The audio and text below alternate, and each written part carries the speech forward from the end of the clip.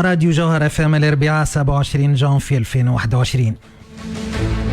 كما كان متوقع تمت البارحة المصادقة على تعديل الحكومي اللي اقترحه رئيس الحكومة هشام المشيشي، ومروا الوزراء وزير وبأغلبية مريحة أيضا. واضح أنه الحسبة اللي حسبها المشيشي صحيحة. واضح أيضا أنه الخدمة خدمت في الكواليس للمصادقة على جميع الوزراء دون استثناء. هيك علاش المشيشي شد الصحيح، ما حب يبدل أو يتخلى حتى وزير، خاصة أولئك الذين تحوم حولهم شبهات، خاصة بعد ما أكد رئيس الجمهورية أنه شدد ملف فساد على واحد منهم، أنه ثم 3 آخرين عندهم شبهات تضارب مصالح.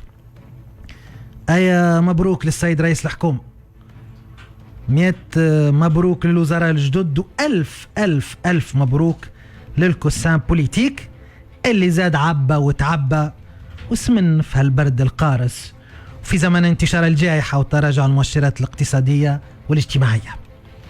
السؤال الكبير اللي يلزم طرحه يا سنايا بنت مهني، ماذا بعد المصادقة؟ يا أخي الفائدة في التصويت لصالح حكومة ولا وزير؟ تم الثورة إلى الآن عشرات من جلسات التصويت على الحكومات ومئات الوزراء اللي تم تنصيبهم، وقالوا لهم أحبابهم وأصحابهم ألف مبروك. ولكن شنو النتيجة؟ لا شيء. كل حكومة جديدة تجي تزيد الطين بلة والأمور من سيء لأسوأ. السؤال الكبير، شنو تنجم تعمل هالحكومة بعد التعديل؟ زعما عندها خطة عمل واضحة؟ عندها عقد أهداف مع النواب، نواب الشعب ومع الشعب، ولا كيف هك اللي عنده مرمى كل مرة يبدل المقاول ويبدل البناء؟ كل المؤشرات تقول وبكل أسف أنه الأمور ماشية نحو الأسوأ، أنه الأوضاع باش تزيد تتأزم أكثر وفي كل المستويات. أولا البلاد قادمة في مستوى مؤسساتها على مأزق دستوري وقانوني، لأنه الرئيس قيس سعيد تعهد أمام الرأي العام في التلفزة أنه لن يقبل بأداء عدد من الوزراء الجدد لليمين الدستورية. أي شنو باش يعمل السيد رئيس الحكومة ساعتها؟ مش يقولوا يخدموا على رواحكم، مش يعطيهم فتح بيروات الوزارات ويقولوا مش يخدموا على رواحكم ونفخوا الرئيس واليمين الدستورية؟ كيفاش باش تتعامل أو باش يتعامل رئيس الجمهورية مع وزير العدل مثلا جديد، سواء في مجلس الأمن القومي ولا حتى في عفو رئاسي ولا في الأموال المهربة؟ واضح أن المواجهة بلغت أشدها بين قيس سعيد من جهة والمشيشي من جهة ثانية. واضح أن الحزام السياسي دفع برئيس الحكومة للمواجهة، خاصة بعد ما شاهد الرئيس الناس في التلفزة وحذر المشيشي في اجتماع المجلس الأعلى للأمن القومي. ثانيا لو كان جا فالح راهو من البارح. الحكومة المشيشية عندها قرابة 14 هي ماسكة بزمام الأمور، وسي المشيشي كان وزير داخلية خلال حكومة الفخفاخ 6 شهور قبل. ولكن شنو عملت الحكومة؟ شنو هي حاصلتها؟ 0. فشل في مواجهة الكورونا، فشل ذريع. قانون ميزانية فضيحة، ميزانية الدولة.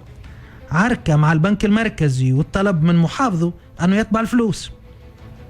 زيد تهنتلنا وتشلكنا مع صندوق النقد الدولي، واللي يقرأ تقريره اللي هبط نهار السبت الفارت يتأكد احتجاجات في كل الجهات، ضربات عامة في الشابة والسيدة الحكومة ورئيسها الموقر يتفرجوا بدم بارد. زيارة لفرنسا أدلى فيها سي المشيشي بتصريحات تمست بالسيادة الوطنية وربط ربط آلي مباشر بين الحرقة والإرهاب. ثالثا وجهت منظمة يقظ اتهامات لبعض الوزراء الجدد اللي اقترحهم المشيشي، وقالت راهو عندهم دوسيات وشبهات وترجيت النواب عدم منحهم الثقة. ولكن لا حياة لمن تنادي. المشيشي شد فيهم الصحيح، طبعا مش حبا فيهم ولا لأجل عيونهم، وإنما رضوخا واستجابة لهك الكسان بوليتيك اللي فرض هؤلاء. أسقطت حكومة الفخفاخ تحت ذريعة تضارب المصالح، واليوم نفس النواب يباركوا اللي يسقطوا الحكومة وحبوا يعملوا فيها لائحة سحب ثقة، يباركوا تعديل حكومي جديد بالرغم من شبهات الفساد وتضارب المصالح اللي تحوم حول بعض الوزراء. حسابات وعقبات ما عندها حتى علاقة بأخلاقية السياسة. إن شاء الله ما يطلع الشدان الصحيح.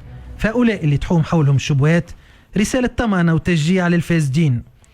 يبدو أنه صفحة ما سمي بمكافحة الفساد قد طويت وللأبد مع التحديث الحكومي الجديد. المشيشي البارح ربح معركة جولة، الائتلاف السياسي كيف ربح جولة في حربهم مع رئيس الجمهورية قيس سعيد، لكن الحرب ما زالت متواصلة بغض النظر على شكون ربح البارح، فإنه الخاسر الأكبر هو الوطن، هي البلاد. لأن حربكم حرب المواقع ما هيش حرب البلاد والعباد.